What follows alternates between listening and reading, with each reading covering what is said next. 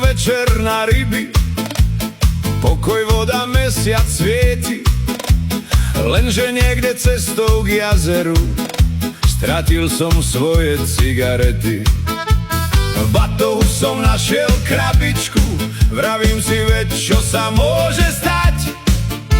Na nej bolo synovým písmom: tato, toto radšej nechytaj. Prvý šľuk bol celkom v pohode, druhý tiež moc zvláštny nebol.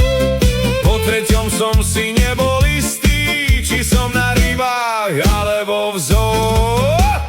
Synové cigarety, to bol zvláštny nápad.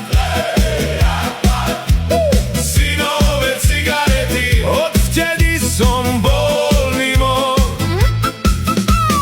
Kapor na mňa mrkol, šťuka sa ma spýtala čas, a ja som sa s nimi rozprával skoro do rána zas.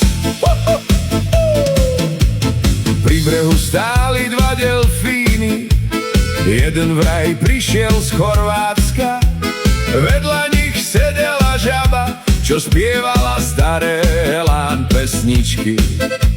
Lochneská príšera prišla, dala si so mnou kávu, a keď som sa spýtal, čo robí tu, povedala: nejakú dobu bývam v Potoku.